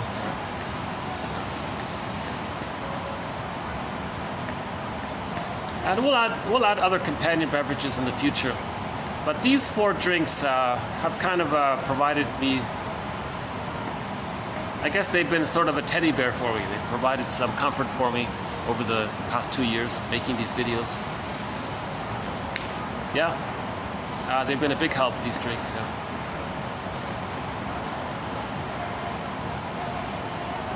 We had a quote yesterday about teddy bears, right? She said that the songs can be lyrics to songs. Just the words itself can be a teddy bear of the mind. If you remember something your father or mother said to you, maybe they had a favorite poem or something, and you think about it, that can be like that transition, the link to the parent, and the gradual transition to autonomy from the parent. Doesn't mean you forget them, but you have your autonomy now, right?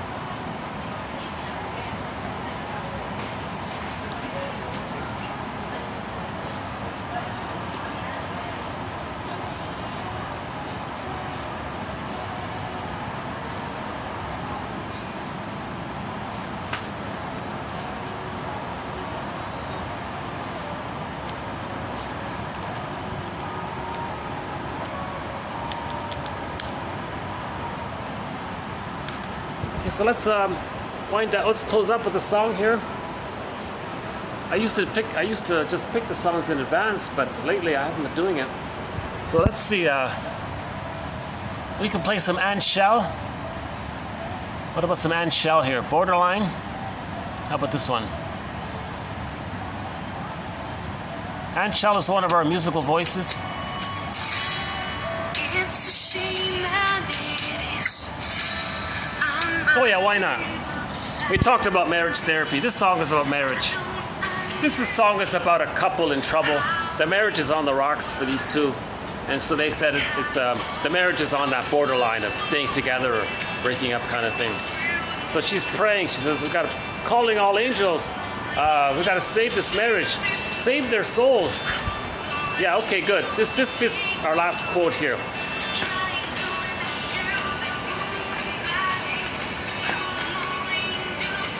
Yeah, it's a good song. Let's do this again here. It's a shame and it is unbelievably sad and I don't understand how it came so far. They had it all and so much more again. Oh. Yeah, I don't know why my computer does that. Why did it die out on me here? Oh, I'm not sure why it keeps doing that. I suddenly get locked out. Hold on a sec. Let's bring up that song. It's a good one. Yeah.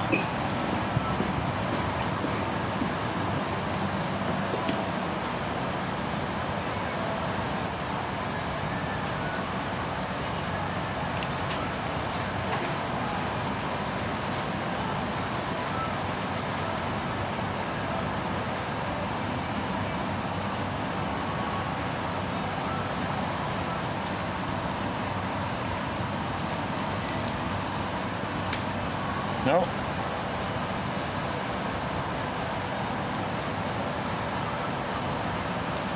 Anne Shell.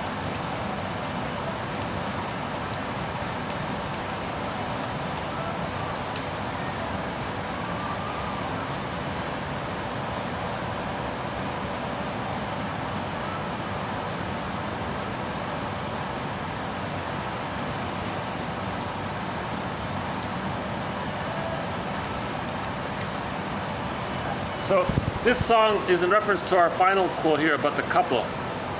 This last one here. Instead of being treated as a developmental challenge from which recovery is possible, divorce may be experienced as an unmanageable persecutory object both for the partners of a broken marriage and for the therapist. Divorcing spouses may torment and persecute each other with their hurts, lost dreams, hopes, etc. Then the couple relationship appears devoid of any good, and yet the partners, with their deep unconscious attachment, pursue the forever dream, but they're fused. They had the forever dream together, right? Now, because they didn't differentiate and they're fused, but now they're disappointed. The fusion is there. Fusion by all of this disappointment, the partners are unable to learn and grow and with each other. They insist on protecting their narcissism, right? And so on. So, marriage therapy allows reworking of family dynamics so that the spouses can move out of the projective matrices of their families of origin, deal with the persecutory objects internal to the psyche, and develop autonomy. Only when a spouse is separate from the projections of the past and recognizes the separate other in the spouse can love flourish. That's what this song's all about. Let's do this, she's saying. Anne Shell is saying, let's do this. Calling all angels. She needs help. It's a shame and it is unbelievably sad and I don't. Oh! Why does it keep doing that?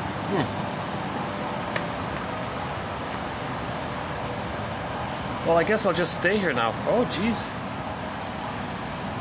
Yeah, my computer's really dying on me here.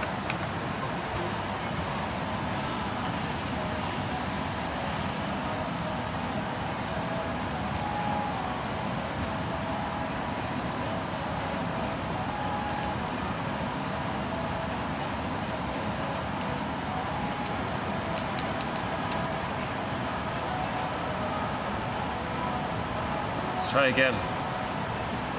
Understand how it came so far. They had it all and so much more, and yet they screwed it up. Calling all angels to save their souls, calling all angels to take them home, trying to rescue their broken bodies, calling all angels to save their souls. 'Cause there is nothing close to reaching the borderline, trying to rescue their broken bodies, calling all They need the love of understanding. souls. Understanding is love. There is nothing left They need to soothe themselves. borderline. Like this piece of artwork here, it has a soothing quality. They are reaching out for help. Reaching out for help, very vulnerable to do that. At the same time, they don't. At the same time, they don't. Don't let anybody Because when they were babies, they were shamed, so they're afraid to ask for help. comfort their lonely hearts and to take them home. Calling all angels to save their souls. Calling all angels Save their souls. to take them home. Trying to rescue their broken bodies. Calling all angels to save their souls. 'Cause there is nothing left and they're close to reaching the borderline. So calling all angels, that's sort of the memory of the good times with the mother, with the spouse, the reality of the good things in life, remembering that the partner is unique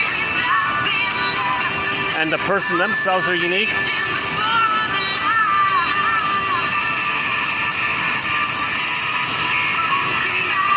And they're all stressed out by it, they got fatigue. So this song is about, come on couple, hang in there, hold on.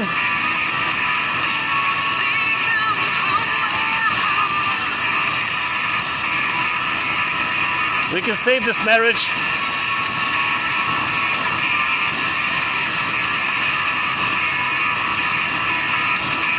Just keep talking. Just keep talking. We can save the marriage. Free association is an angel. Free association is an angel.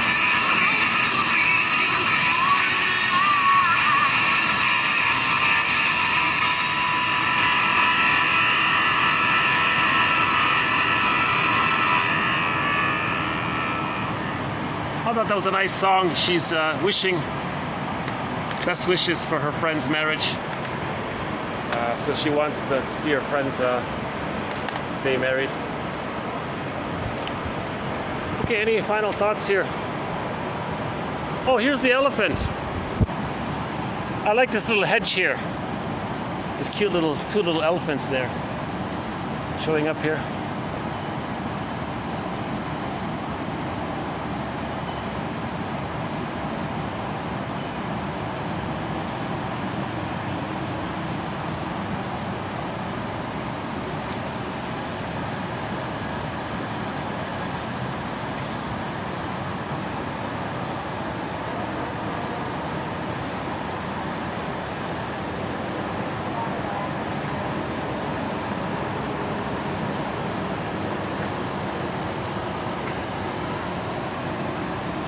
Okay, so thanks very much. I'll see you in the next video. We'll be adding more quotes to our various threads.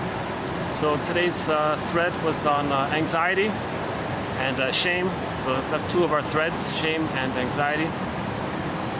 And yeah, maybe we'll talk about the men's movement. Maybe that can be a thread, the men's movement. What happened? What was the positive intention of the men's movement? Men sitting in circles and trying to create a safe space where they can grieve together. So Robert Bly said this, you know, men got to sit in a circle and feel safe with each other so that they can free associate and use the group as a safe object. So the group as an imagining of a group, it's the breast, it's the safe breast. they feel safe, then they can go through the mourning process. Because grief is healed when it's witnessed by a caring other. So maybe the idea is to make that whole group as if it were a caring witness.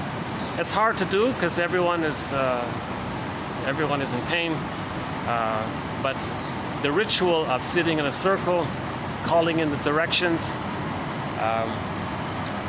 maybe smudging and setting the intention, some nice poems at the beginning, calms everyone down, setting the tone and the mood that we're all here to heal. Now, if somebody enters into the group and says, "Oh, hell with this, I just want to have fun here. Let's mess with these people because my mother messed with me and I want to mess with them." So that's the problem with the men's group. There was no screening, and then these characters with the bully pattern, they just wanted to kick out. They just wanted to take over, control it, and they just wanted followers, and they did it. They would convert the therapy group into like a club led by the person with the bully pattern. It was just like a club and everyone would quit. So the guys that wanted to heal quit. The other ones that said, "Oh, well, this feels kind of fun to belong to a little group led by a person with the bully pattern." They had nothing else to do, I guess. So I think that's the main reason why the men's groups fell apart.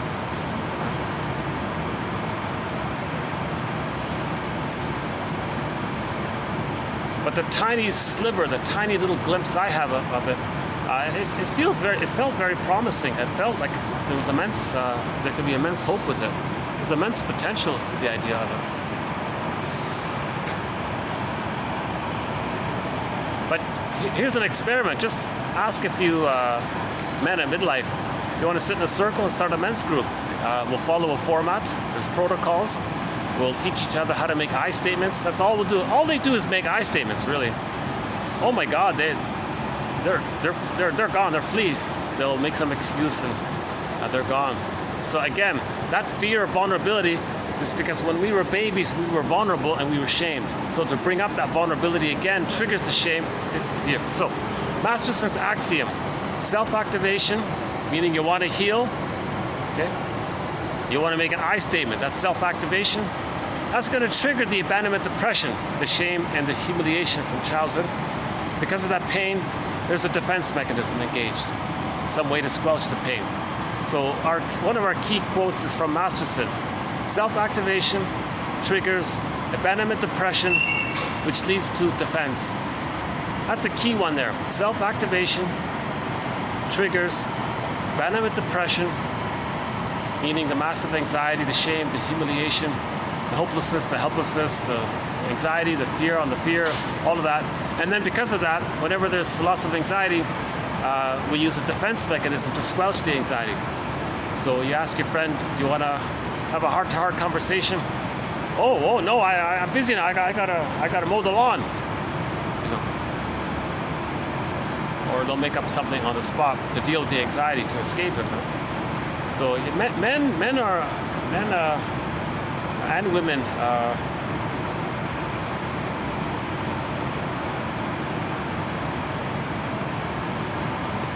so yeah, that needs a lot of work. If we're going to start a thread on men's circles, Robert Bly passed away, unfortunately, about a year ago. To my mind, the next best alternative to Robert Bly is Alan Chinen. He's an actual shrink, a bona fide medical doctor who specializes in adult development. And so he concluded that maybe one of the best ways to help men is through metaphor. So he has 4 books: Once Upon a Midlife, In the Ever After, Beyond the Hero, and Beyond the Princess. But that one, Beyond the Princess, got renamed. It's called Waking the World. He said that when women differentiate and find themselves, they wake up to themselves, and maybe it helps others around them to wake up, kind of thing. And women can become leaders also, right? If they wake up and differentiate.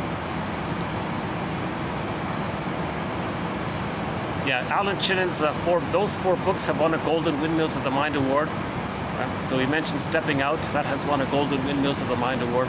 So we have 21 issued already. The TV miniseries, The Odyssey, starring Armand Assante, that has won 1 as well. Regarding today's topic, Bob and his enlarged amygdala. That has also won a Golden Windmills of the Mind Award. The movie Inside Out, also similar, also related to today's topic.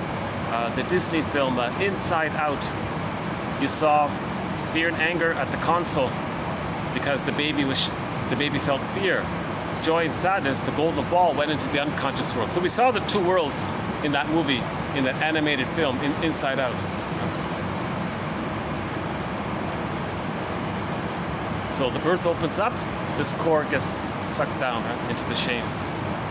Yesterday's topic. Yeah, I won't redo that one here. But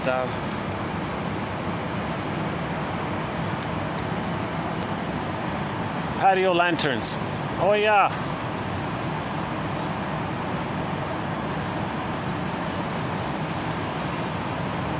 Oh yeah, I remember we did some videos on that second floor there.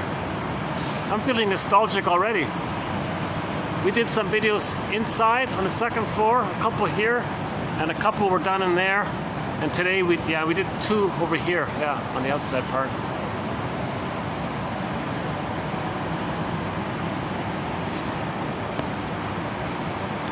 Okay, I guess I'll close the video here for today. So thanks very much. I'll see you in the next video. Bye for now.